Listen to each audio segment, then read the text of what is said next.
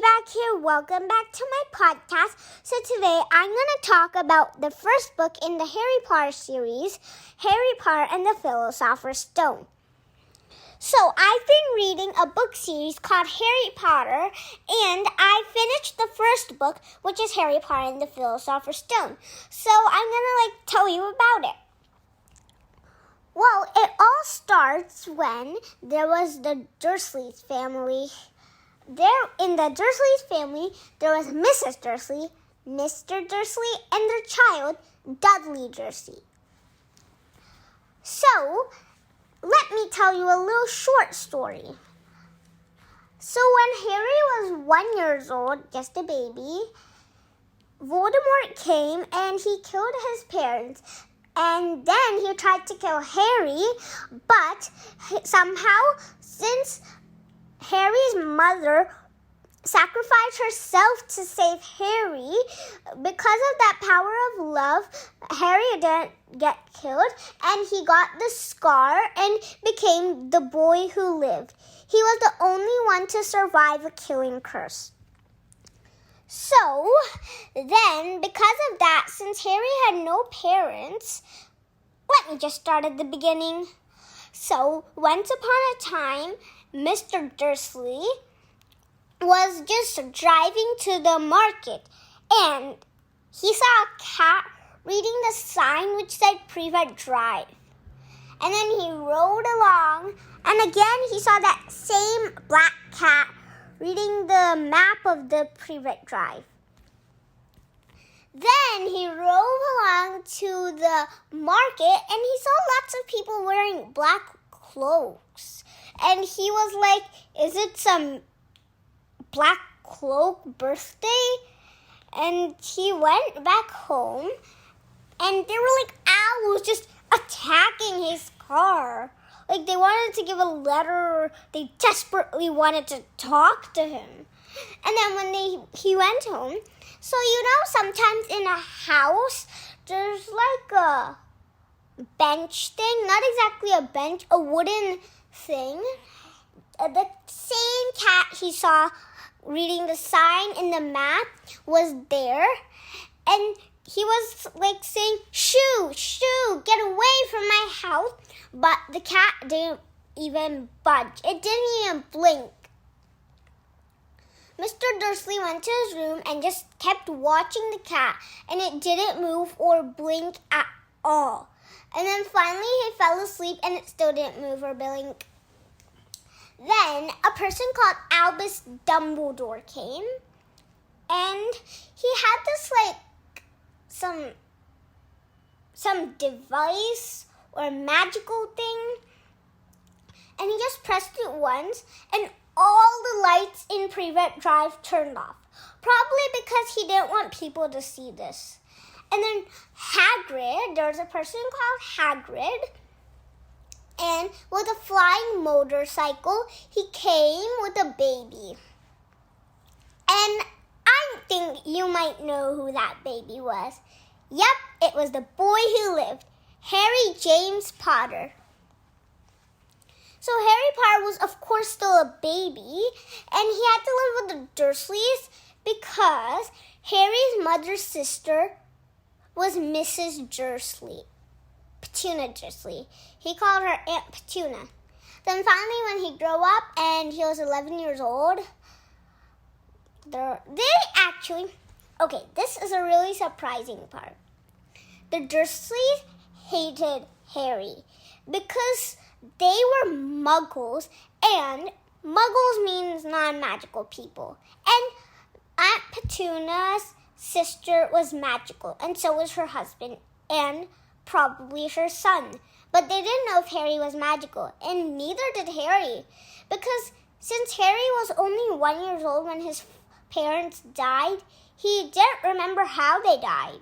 So he didn't know that they were magical or evil wizard came and killed them. They were murdered by Lord Voldemort. He didn't know that. And even the Dursleys didn't want him to know. So they just said that they died in a traffic accident. And then there's this whole commotion about Dudley and Harry... Okay, I'll explain that later. The real part right now is that Harry had to live in a... So, sometimes houses have stairs, and under the stairs there's like a cupboard. That was Harry's bedroom. I know, right? A cupboard being Harry's bedroom. So, yeah, that was his bedroom. And then there was this whole commotion that Harry had to go. So Mr. Dursley, Harry had to cook all the food. They were like charging him around for everything. So he was cooking some pancakes. And then Mr. Dursley said, "Hey boy, go get the mail." And then Harry went and said, "Got it, Uncle Vernon?" That's what he called his uncle. And he went to get the mail. He got it, and there are two which were, I have no idea what they were about, but I know what the last one was about. At the back it said, "To Harry James Potter from unknown." So yes, Harry got a letter from someone he didn't even know, and it was to Harry. He usually never got mail in that house because, first of all, he doesn't have friends in the neighborhood. Everyone hates him. And second of all, how do I explain this?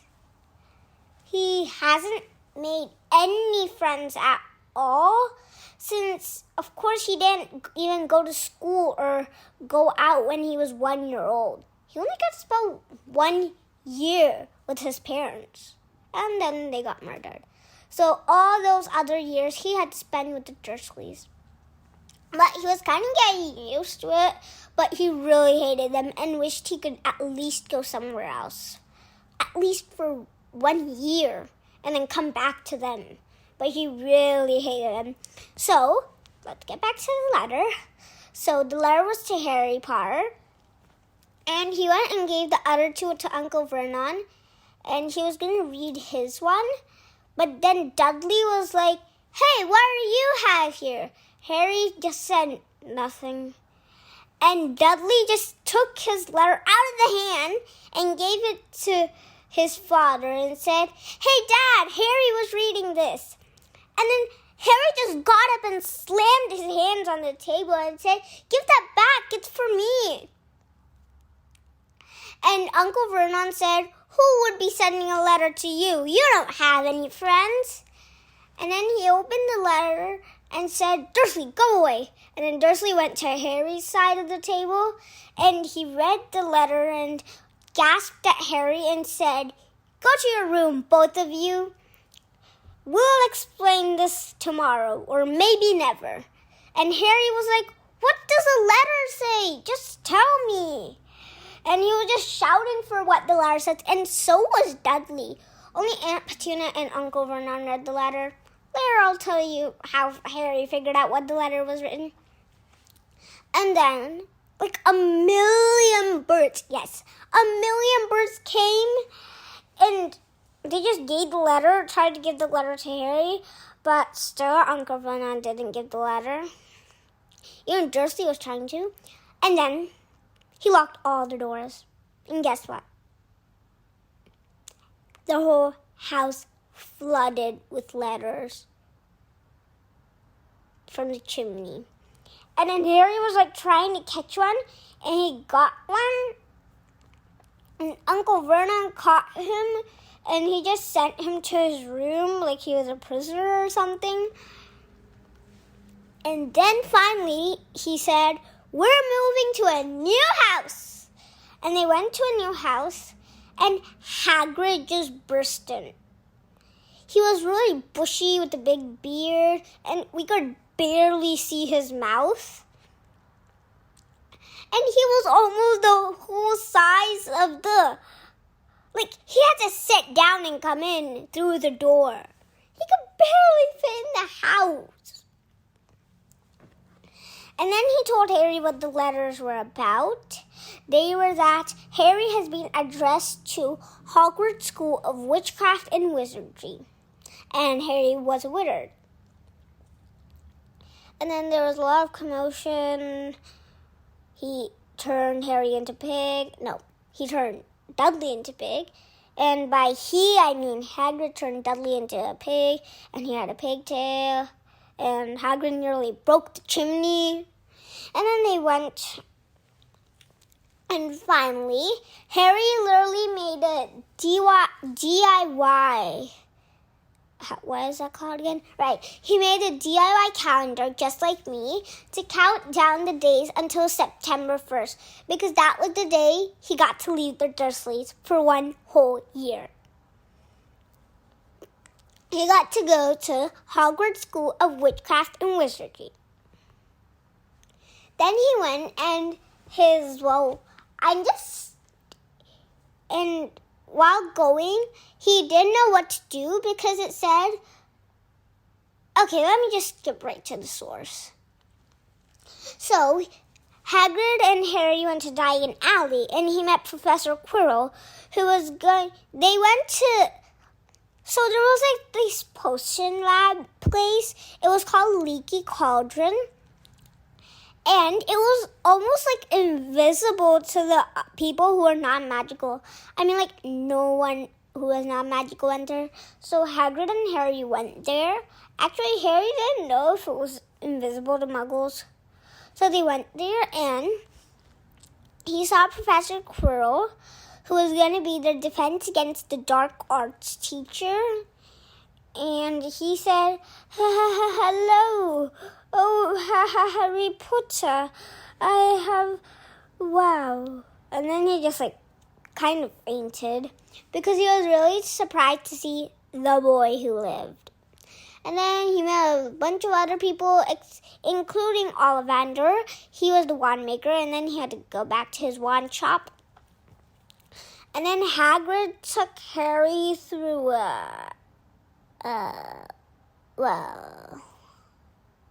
Hagrid took Harry to a brick wall, and he just moved some bricks, and then there was a hole, and then it became bigger and bigger and bigger. And then they were standing in the archway called Diagon Alley.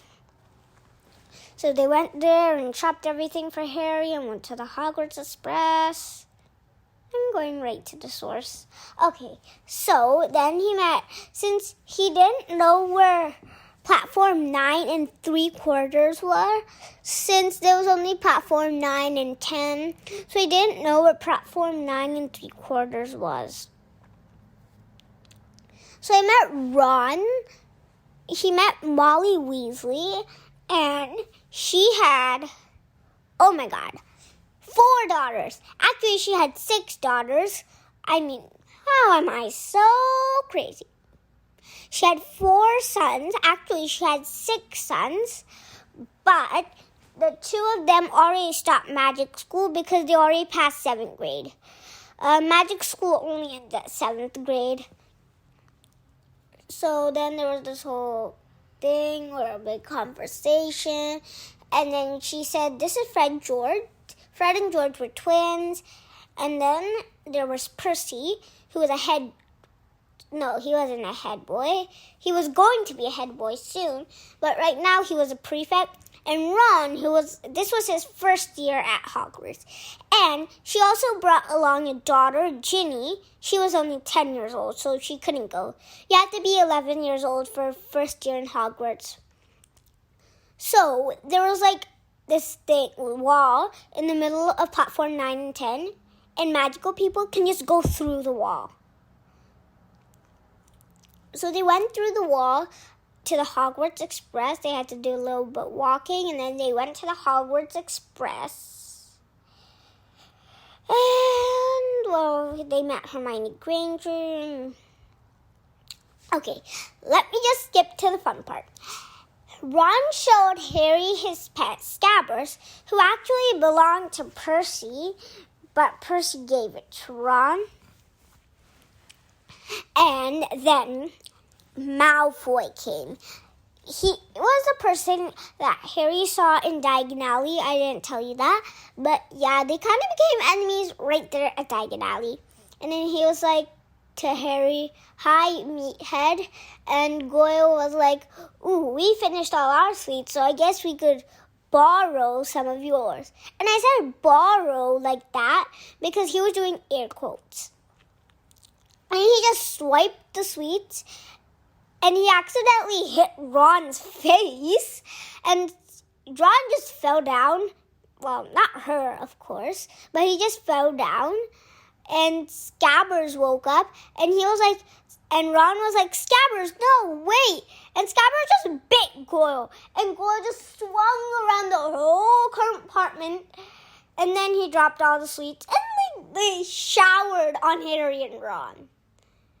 And one sweet went right into Malfoy's mouth, and he just spit it out and said, "Well, at least we've got one sweet," and then they just went out. And then Hermione came and said, "What was all the commotion in here?" And Harry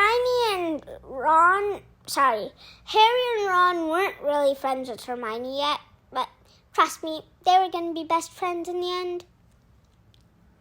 And then they were like, nothing, and Hermione went to her friends, and she stayed with them. And then they just had a big conversation, and they finally reached to Hogwarts. So they went to Hogwarts, and this is a really nice part. It was the Sorting Hat ceremony, and the Sorting Hat was like magical. It was a hat with magical, and well, there's a lot. So he just sorted each person into a house. The 4 houses were Gryffindor, Hufflepuff, Ravenclaw, and Slytherin. Malfoy, Crabbe, and Goyle got sorted into Slytherin. Hermione, Harry, and Ron were in Gryffindor. So this song is way too long, but I can't sing it to you. It's like literally way too long. So Sorting Hat always sings a different song every year, and this time it was really long. I kind of memorized it. Well, kind of. I haven't memorized it all. So yeah, then he sang the song, and then they all got sorted. So they just go up, put on the hat, and then the Sorting Hat looks through their brain, and he shouts whichever house they're in. So let me explain it neatly. So Professor McGonagall had a scroll, and she said, "Hermione Granger first." And then Hermione went, put on the hat, and sat on the stool. Then the Sorting Hat was like, interesting. Gryffindor, it shouted. And then Hermione went to Gryffindor, and the whole Gryffindor clapped. So then Harry and Ron were also sorted into Gryffindor. Malfoy, Crabbe, and Goyle were in Slytherin. I've already told a lot. So then they had a feast, and the next day it was their first flying lesson.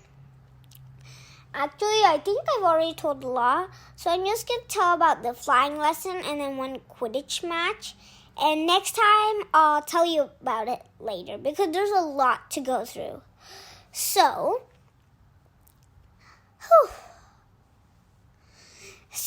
they were going to have their first flying lesson, and they had to say hover, so the broomsticks come up, and Hermione and Harry, they just said hover, and then the broomsticks came up too high that their hands literally went up to their head, and they finally caught the broomstick in their grip. And then the teacher said, this is powerful magic sense. Continue, Gryffindor. And then Hermione smiled at Harry, and Harry didn't really even look at Hermione. He didn't know Hermione was smiling at him. And then the teacher had to go somewhere. I remember the reason. So Neville got hurt, so he had to go. And Neville showed them a remember ball because Neville is really forgetful. And so his grandmother gave him a remember ball, and Malfoy just took that and flew away. And Harry said, "Hey, give that back. That's not yours." And then he flew up with Malfoy. And Hermione said, "Guys, you have to get down here or else you're going to get detention for flying when the teacher's not around." And then they just kept flying, and Malfoy said, "You want the ball? Then go and get it." Then Malfoy threw the ball so high up, and Harry just flew and caught it and came down. And Professor McGonagall came and said, "Harry Potter, please come with me." And then Harry went everywhere and Harry thought that he was going to get detention for flying when the teacher wasn't around. And then he was really scared, and then actually he wasn't getting detention.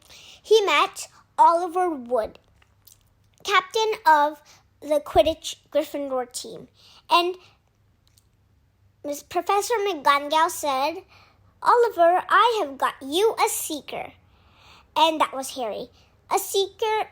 Okay, I'll just explain everything. So then Oliver took Harry for their first Quidditch match. And he explained the seeker. So there's a golden snitch and some other three balls. 2 bludgers, a snitch, and a quabble. Or is it quaffle? Quaffle. So on each team, there's 1 seeker, 1 captain, and then, how do you say this? What are those things called again? 2 beaters and 2 catchers. So, the quaffle, the catchers have to get the quaffle and throw it into each ring. If it goes into a higher ring, then it's like they get more points. So lowest ring is 10, then higher is 30, then highest is 50. And the beaters have to beat with the bat. They have to beat bludgers to the other team's opponents. So for instance, this is an example, okay? This is not real. So since Harry was the seeker, that part is real.